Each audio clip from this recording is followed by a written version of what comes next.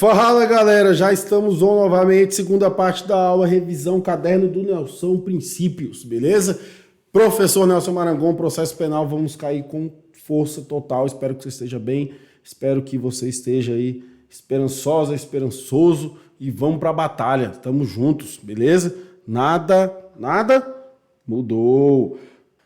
Princípios processuais penais, professor Nelson Marangon. Princípio é um mandamento, uma premissa, um dogma, um postulado, expresso ou não em lei. Primeiro princípio, primeiro ponto que eu quero falar com vocês. O princípio é um mandamento, um dogma, uma base, expressamente ou não em lei. E aí vocês já vão ver que tem várias questões de prova que você já ia matar com esse conhecimento um pouquinho mais profundo, como o princípio do duplo grau de jurisdição, que caiu em vários concursos públicos e que está de maneira expressa no Pacto São José da Costa Rica, que está caindo demais em concurso em direitos humanos ao lado do direito constitucional e está em maneira implícita na nossa Constituição Federal. Então a gente já sabe que, diferentemente de uma norma, o princípio, beleza? Ele não vai seguir aquela questão do princípio da legalidade. Ele pode estar de maneira expressa ou implícita em ordenamento jurídico, beleza? Temos vários princípios implícitos na nossa Constituição, galera. Fechou? E temos vários princípios de maneira expressa na nossa Constituição, né? Quando as nossas leis falam em recursos, obviamente que implicitamente temos um princípio do duplo grau de jurisdição, só que não é de maneira expressa, beleza? Já vem de maneira expressa no Pacto São José da Costa Rica, que vocês sabem que diplomas internacionais, eles aderem aí o ordenamento jurídico brasileiro. Fechou? Tranquilo? Beleza? Então, primeira coisa que eu queria ensinar para vocês em relação a princípios, beleza?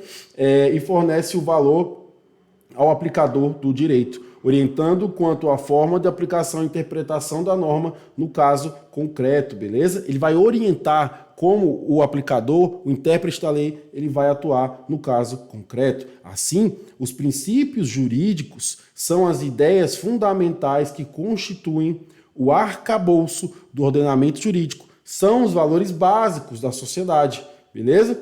Entendi, Nelson? Peguei, já gostei desse conceito aí, beleza? As regras dividem-se em normas e princípios. Então a gente está indo um pouquinho mais profundamente, entenderam que as regras se dividem em regras, normas, tranquilo? E princípios.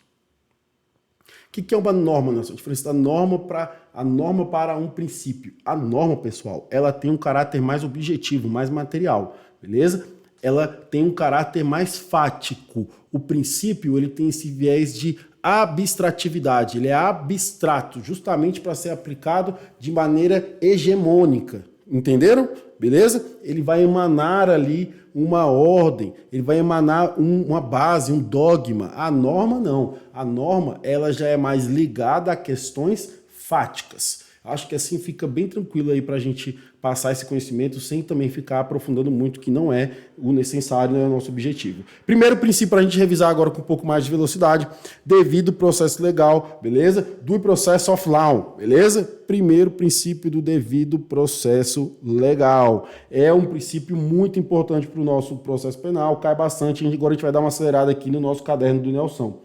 Você pode ir parando, igual foi para vocês, e fazendo um breve resuminho, um apontamento no seu caderno, complementando o seu resumo. Garante que a aplicação das punições penais só seja efetivada se o réu for submetido a um processo penal com todas as garantias a ele inerentes. É um super princípio. Já caiu essas questões aqui, ó, de falar de super princípio, pois qualquer instrução, inquérito, processo deve seguir determinações previstas em lei. Fechou? Tanto que o processo legal ele vai estar ali também em procedimentos administrativos, vai estar em processo criminal, vai estar no inquérito, tem um processo legal, tem que ser legal, não pode ser legal, beleza? Previsto no artigo 5º da Constituição Federal, inciso 44, né? Nos seguintes termos: ninguém será privado da sua liberdade ou de seus bens sem o devido processo legal. Então, é um princípio expresso na Constituição. Tranquilo? Bem claro, né? Vamos acelerar? E aqui eu já vou aprofundar um pouquinho no caderno do Nelson, devido processo legal procedimental e o devido processo legal substancial. E aqui já caiu em prova, a gente está aprofundando mais um pouquinho. É óbvio que a gente não ia ficar no basicão, beleza? O procedimental, quando uma pessoa que acusada de um crime é necessário para que o Estado aplique a pena. É o procedimental, é o rito, é o procedimento. Como que vai ser feito? É uma acusação? É ação civil? É ação penal pública? É ação civil ex delito? Por causa dos danos cíveis relacionados ao crime? Ele vai ter oportunidade de se defender inicialmente com uma resposta à acusação? Ele já pode ali tentar ali, a sua absolvição sumária com nulidade absoluta? Beleza? Qual é o prazo que ele vai ter? Na audiência de instrução e julgamento, como é que funciona? Ele pode apresentar 8 testemunhas no procedimento comum, 5 testemunhas no sumário e a acusação também o mesmo número. Quais são os prazos? Isso é o princípio do processo legal em sua ordem procedimental. Se cair, você já sabe, acabou de aprender. Devido processo legal com o viés substancial. Nesse aspecto, não é suficiente apenas seguir um rito, igual foi para vocês. É necessário que essa observância do rito venha a construir uma decisão ética e justa, pois o processo e o instrumento do delito material, em resumo, busca a observância da justiça. É o devido processo legal substancial, ou seja, não basta ser formal, não basta ser ali circunstancial ou procedimental. Tem o viés do devido processo legal substancial, ou seja, tem que ser verdadeiramente justo. Tem que dar verdadeiramente a oportunidade do imputado se manifestar. Tem que dar realmente a oportunidade dele fazer uma resposta à acusação, dele exercer o seu direito de ampla defesa e contraditório.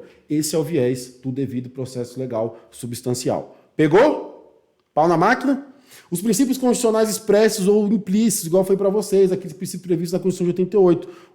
Os princípios supralegais ou convencionais, presta atenção, aqueles que decorrem de convenções, tratados e documentos internacionais assinados pelo Brasil quando se decidiu sobre a impossibilidade de prisão depositário infiel, por exemplo, beleza? Ficando claro que os princípios supralegais ou convencionais estariam acima da lei, mas embaixo da Constituição Federal, igual vocês já sabem, tranquilo? Nada mudou, só a nomenclatura para revisar no nosso caderno, beleza?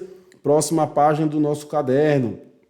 Princípios legais são os previstos na lei mesmo, Código de Processo, igual a gente falou, beleza? Tranquilão, Nelson. Então, processo legal eu já peguei, tem um processo legal substancial, beleza? Esse primeiro viés que você falou. Tem também o devido processo legal com o seu viés procedimental, que é do procedimento, da questão do rito que você também falou. Tá safo, beleza? Entendi. Se cair, eu já vou acertar. Principalmente essa divisão. Próximo princípio na tela. Princípio da presunção de inocência ou da não culpabilidade. Princípio da presunção de inocência ou da não culpabilidade. Previsto também na Constituição Federal de modo expresso. Beleza? Ninguém será considerado culpado até o trânsito julgado da sentença penal condenatória. Dimensão interna. Presta atenção que isso aqui que cai, ó. Dimensão interna, regra de tratamento. Dimensão externa ao processo, beleza? Então temos a dimensão interna e externa do princípio da inocência ou da não culpabilidade. Estou entendendo. Está entrando na minha mente, Nelson. Está entrando na minha mente.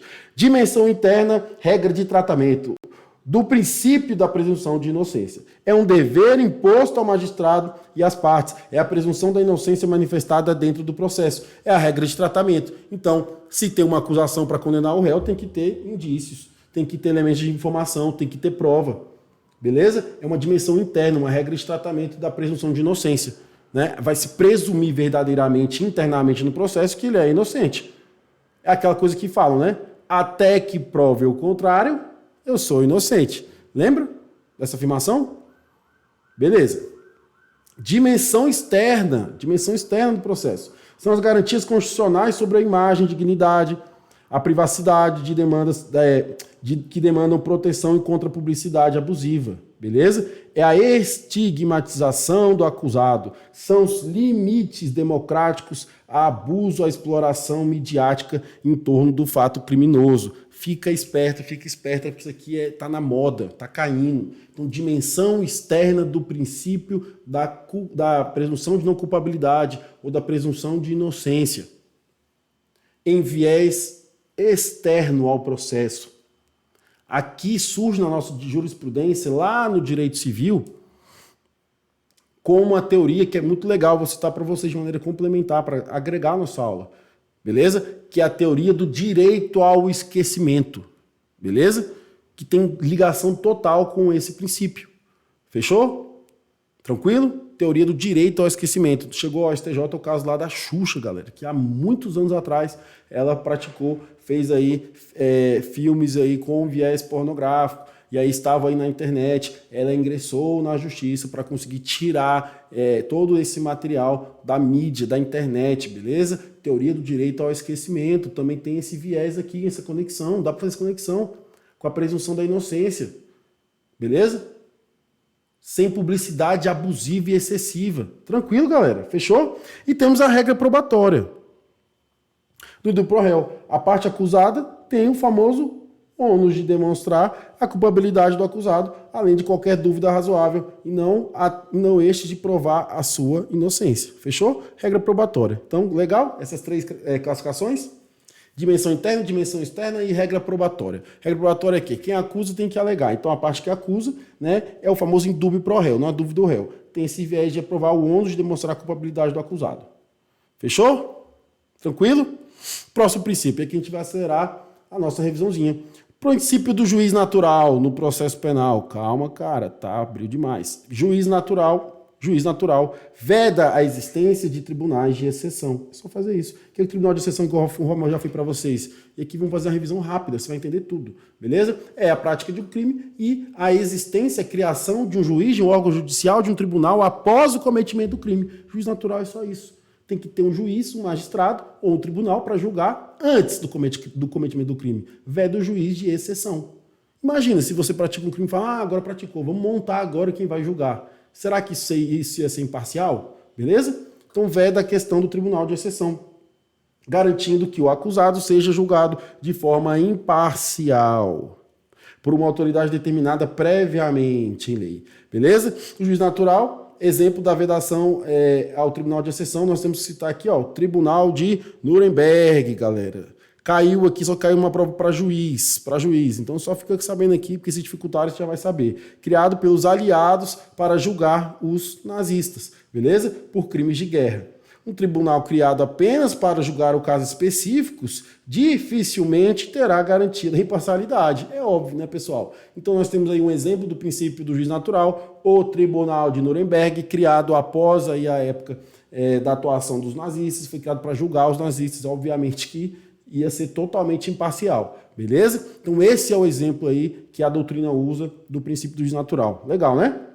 Ampla defesa. Divide-se em defesa técnica e autodefesa. Então nós temos esse primeiro funil. Presta atenção. Já faz um resuminho. Vou fazer junto com você aqui, ó. Ampla defesa. Temos ampla defesa, a defesa técnica. Ah, entendi, Nelson. E a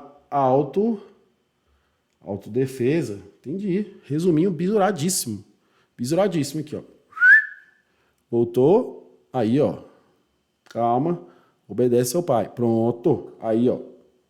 E tem por premissa garantir que o acusado disponha de todos os meios lícitos para defender a denúncia prestada contra ele. É o famoso também princípio do favor rei. Caiu esse tema, beleza? Mandamento que garante que no caso de dúvida entre a tese da defesa e do acusado, deve prevalecer ali o interesse do acusado. Princípio do favor rei. Grave esse nome, abençoado. Já caiu.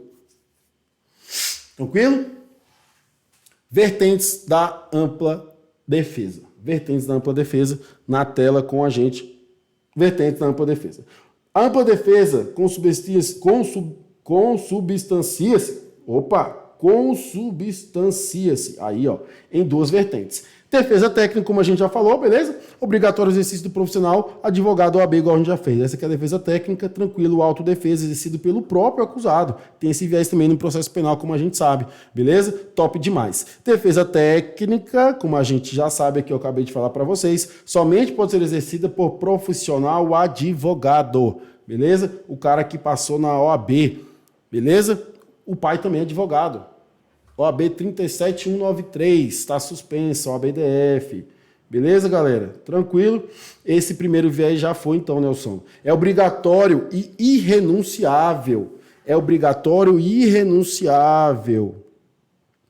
Beleza? Ó a súmula aí da nossa revisãozinha. Súmula 523 do STF. No processo penal, a falta de defesa constitui nulidade absoluta, mas a sua deficiência só anulará se houver a prova do prejuízo ao réu. Lembra disso aqui, que quem assistiu a aula, quem não está voando, né? Essa questão caiu 2 vezes na OCP no ano passado, da súmula, beleza? Então a falta de defesa, se o Nelson for ser processado e julgado pelo crime de roubo sem advogado, é nulidade absoluta. Não tem como arrumar, é nulidade absoluta, anula tudo, volta tudo, beleza? A sua deficiência, ou seja, o advogado ruim, não é diligente, beleza?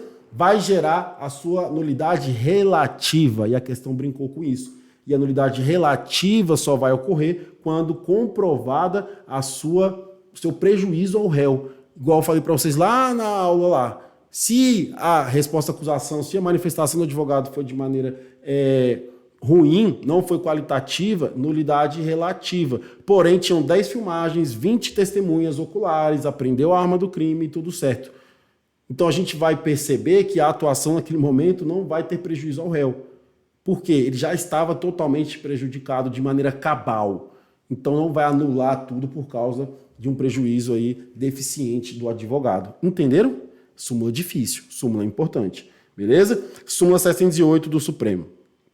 É nulo o julgamento da apelação se após a manifestação dos autos da renúncia do defensor, o que é renúncia do defensor? Ele está saindo fora dos autos, está deixando o preso sozinho. O réu não foi previamente intimado para constituir outro. É nulo. Então o defensor saiu, beleza? O juiz tem que intimar o réu para constituir um novo advogado para ele. Se não o fizer, é nulo, beleza? Nulidade absoluta. O julgamento é nulo, beleza? Desdobramentos da autodefesa, né? Primeiro eu falei então da defesa técnica, depois eu falei dos desdobramentos da autodefesa. Muito importante, isso aqui está caindo, tá?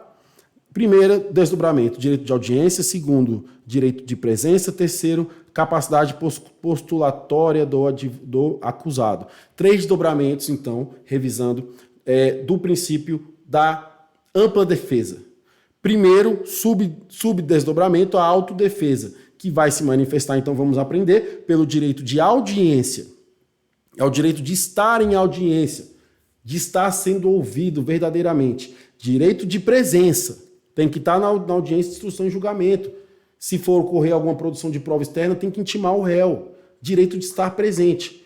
E a capacidade postulatória excepcional, que a gente vai ver que alguns casos bem peculiares, por exemplo, o habeas corpus ali, você já sabe aquelas histórias de habeas corpus que o preso fez ali no papel higiênico, enfim. Ele tem uma capacidade postulatória do acusado extraordinária. Beleza? E isso é um dos desdobramentos do exercício da ampla defesa em seu viés autodefesa. Caramba, Nelson, que top. Fechou? Tranquilo? E aqui vocês vão ler depois. Fechou, galera? Capacidade postulatória autônoma do acusado. Já caiu a OCP. Ainda que o acusado não seja profissional da advocacia, ele pode praticar certos atos postulatórios no processo penal, tais como incidentes de execução penal, impetração de habeas corpus e revisão criminal, conforme eu falei para vocês. Esses são os nossos exemplos. Pau na máquina, tranquilidade total, beleza? Ampla defesa no processo administrativo disciplinar, botei aqui para vocês também para a gente revisar no caderno do Nelson, súmula número 5. A falta da defesa técnica por advogado no processo administrativo disciplinar não ofende a Constituição. Não ofende a Constituição. Então não é obrigatória a presença, a defesa técnica por advogado no processo administrativo disciplinar, beleza? Não ofende a Constituição. Tranquilo? Vamos dar acelerado em princípios mais fáceis? Os mais importantes que caem na nossa prova eu já perpassei. Princípio da duração razoável do processo determina que o Estado, na persecução penal, deve agir de forma eficiente em sua prestação jurisdicional. Se o Estado não tem um processo eficiente, um processo razoável, a duração está caindo em prova, fica ligado, eu já falei disso 10 vezes com vocês. O que vai ocorrer, gente? Habeas corpus. Para quê, gente? Trancar o inquérito policial. Qual caso chegou ao STF? O inquérito policial não complexo, isso é importante, porque a jurisprudência fala que se for complexo, por exemplo, do mensalão, 1 milhão de testemunhas, de vítimas, de perícias, beleza, pode demorar. Agora, um processo ou inquérito, por exemplo, sem diligências, sem nada, está ali parado, e no caso chegou um inquérito também que durou 9 anos, beleza? O imputado ingressou com habeas corpus, ingressou não, impetrou, Nelson, vamos falar de maneira técnica, com habeas corpus para trancar o inquérito policial. O STF usou um termo chamado teratológico. Então, cabe habeas corpus para trancar o inquérito policial ou o processo criminal se a demora é teratológica. E vai agredir qual princípio? Princípio da duração razoável do processo. Ninguém é obrigado a ficar com espada estatal em cima de você durante 9 anos e o Estado, durante todo esse tempo, não conseguir ter elementos de informação para efetuar uma denúncia, para te colocar em uma situação de submissão ali criminal perante o Estado, né? Duração razoável do processo. Vão me investigar? Investiguem mais 10 anos, beleza? Esse é o princípio aí que nasce para a proteção aí dos imputados. Princípio da intranscendência. Veda que a persecução penal se estenda para além da pessoa que praticou a conduta. Então, se o Nelson atirou, quem vai responder? Nelson. Intranscendência. Cuidado, porque em questões de ação civil ex delito, em questões cíveis, tem ali a transmissão para os herdeiros, só que em penal, negativo, princípio da intranscendência, beleza? Princípio da autoritariedade, cuidado que a OCP faz brincadeira com esse princípio, já caiu. Princípio que restringe a instauração da persecução penal à autoridade pública legalmente constituída para esse fim. Então, a autoritariedade, quem vai estar ali é o órgão judicial, é ele, vulgo juiz, beleza? É a autoridade pública designada para esse fim. Duplo grau de jurisdição, já falei para vocês, garante o direito de revisão, que deve sempre se servir menos perante a instância, além de originalmente condenou o acusado, aqui só para resumir para vocês, ele está de maneira implícita. Na CF, cai toda hora isso aqui, duplo grau de jurisdição, beleza? Bis idem, ne bis idem, né? Mais um termo em latim, não bis idem, vedando o bis idem. Veda que o acusado seja julgado pedindo 2 vezes pelo mesmo fato. Então, praticou um crime de roubo e era julgado 2 vezes. Publicidade é a regra, não é a exceção, caiu na OCP 2022. Garante que, em regra, os atos processuais sejam públicos. Isso aqui é mais uma garantia de salvaguarda ao imputado. Se é público, mais gente pode fiscalizar, galera. Se é sigiloso, pouca gente pode fiscalizar. Vedação das provas ilícitas. Mais um princípio do processo penal. Nem eu sabia que tinha instante de princípio. Segura. Princípio que determina que as provas ilícitas sejam desenhadas do processo e não sejam utilizadas para fundamentar a condenação do réu. As provas são voltadas ao processo, não são criadas de maneira temerária para chegar a uma condenação. Vedação das provas ilícitas, beleza? Plenitude de defesa. Esse aqui eu nunca tinha visto, Nelson. Tá aqui, ó. O professor botou. Relacionado ao tribunal do júri. Amplia os recursos inerentes à argumentação da defesa para garantir maior efetividade da sua atuação perante os jurados, que podem decidir por meio de íntima convicção, que é diferente do processo criminal comum, beleza? Que não é íntima convicção. O juiz vai decidir com uma convicção fundamentada, tranquilo? Paridade das armas. Outro aqui que já caiu, que pouca gente estuda. Paridade das armas, princípio que preza pelo equilíbrio entre as partes. Beleza? Fechou? Que devem iguais condições de defender suas teses. Quais partes, galera? MP versus réu. Esqueça a polícia aqui, galera. A gente já está em processo penal. Beleza? Contraditório. Tanto que isso aqui são princípios processuais penais. O inquérito policial não tem paridade de armas, não tem contraditório. Beleza? Contraditório determina que os atos processuais, em regra, devem ser cientificados a ambas partes, que terão o direito de se manifestar sobre eles para que sejam considerados válidos. Tranquilo? Contraditório, se não for intimado, se não houver essa oportunidade de manifestação, beleza? Não vai ser nem válido o ato, gente. Então, a ampla defesa ela vai ocorrer se ocorrer o contraditório. Perceba, os princípios vão se complementando. Por isso que não são normas, entenderam agora? Legal esse site?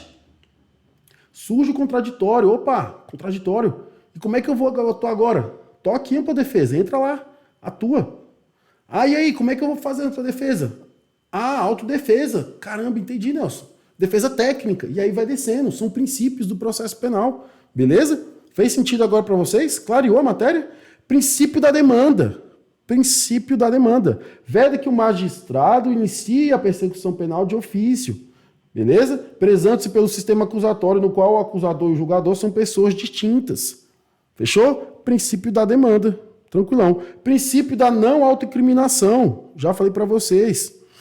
Beleza? Garante ao cidadão o direito de fazer prova contra si. É o famoso que caiu na OCP também. Nemo, teneto, sedetegere. Nessa nunca ouvi isso na minha vida. Nemo, teneto, sedetegere. Grave isso aqui, ó. Vou aumentar para você. Nemo, teneto, sedetegere. Entendeu? Você nunca mais vai esquecer, só porque eu fiz essa gracinha aqui. Beleza? Princípio da não autoincriminação. Ninguém é obrigado a produzir provas contra si mesmo. Tranquilo? Está previsto na Constituição Federal e também na Convenção Americana de Direitos Humanos. Beleza? Fechou? O preso irá se informar de seus direitos, entre os quais o de permanecer calado.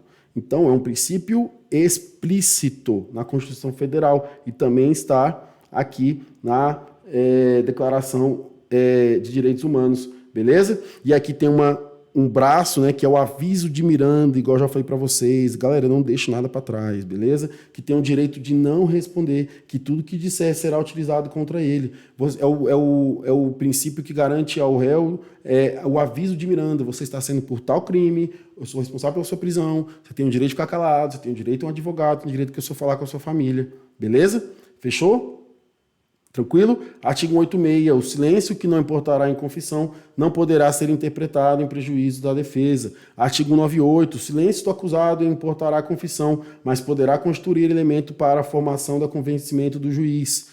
As súmulas 522 botei aqui para você revisar. A conduta de atribuir-se falsa identidade perante a autoridade policial é típica, ainda que em situação de alegada autodefesa. Então é súmula, já caiu em prova 1000 vezes. O acusado não pode mentir em relação à sua identidade, o crime de falsa identidade, para garantir, isso ocorre direto lá na delegacia, o cara que está com mandado de prisão, beleza? Não pode, é crime.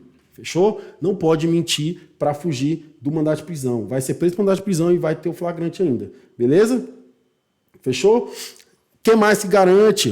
Direito de não praticar comportamentos ativos, capazes de autocriminação.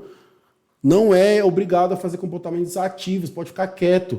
Beleza? Direito de não permitir a realização de provas invasivas. Não pode ali a polícia querer tirar sangue do cara, extrair o cabelo. Beleza? E a jurisprudência já é pacífica, que se ele dispensar o sangue, se ele dispensar a roupa, se ele dispensar o cabelo, o policial safo, com a sua expertise natural dos policiais, os policiais são diferenciados, ele pode pegar ali no chão, beleza? Guardar ali de acordo com a cadeia de custódia e levar para exame, se ele dispensar. Agora o polícia não pode pegar e tirar o cabelo do cara, tirar o sangue do cara, beleza? Tá vendo? É um desdobramento, galera, do princípio do nemo, teneto, sedetegere. Princípio da oficiosidade. Cuidado, porque o Pedrinho ele vai diferenciar para você. Oficiosidade rege os órgãos públicos, em regra, atuem de ofício, quando se depararem diante das situações que ensejam a persecução penal. Oficiosidade. Cuidado, não é de oficioso, é de ofício. O que é de ofício? Iniciativa. Grava isso. De ofício, uma iniciativa autônoma. Beleza? Oficialidade. Rege a persecução penal seja realizada por órgãos oficiais do Estado. Oficialidade. Oficialidade. O que isso cai em prova? Já caiu, que eu vi caindo. Que é para estar na delegacia toda hora, que os caras vão lá e na hora de dar o bote, eles vão lá falar com a gente, né? Óbvio, né? Óbvio. Que é a questão dos... cara, fiz merda. Questão dos detetives. Pode cair isso aqui, detetives privados, beleza? Princípio da oficialidade, por isso que detetive não é delegado de polícia. Não pode fazer campanha, não pode investigar, beleza? Delegado de polícia, oficialidade, quem vai julgar é o juiz. Fechou, galera? E aí, quando vai dar o bote, eles vão lá na delegacia. Fechou? E aí, revisamos aí todos os princípios de processo penal, beleza? Fechamos em 28 minutos, estamos voando. Espero que vocês tenham gostado da aula, da nossa objetividade, beleza? Caso você tenha gostado, peço que comente aqui embaixo na Infinflix aqui, se você gostou, da aula. Comente aqui, faça seu comentário, gostei, valida, preciso de feedback de vocês. Jogue lá no grupo, me marca lá no Instagram, posta no story. Dá uma força, gente. Eu tô me esforçando aqui por vocês também, então dá uma moral aí, posta, manda mensagem, ou fala, Nelson, não gostei, a aula não foi didática, beleza? Não gostei, você não foi claro, ou fala, cara, gostei demais, foi uma revisão top. Eu sei que não é um curso completo, mas você conseguiu perpassar por tudo, cara, de maneira didática, eu entendi. Valeu, Nelson. Então dê o feedback pra gente, marque no Instagram, comente aqui embaixo, mande mensagem pra mim. Fiquem com Deus, estamos juntos, até a próxima aula, nada mudou.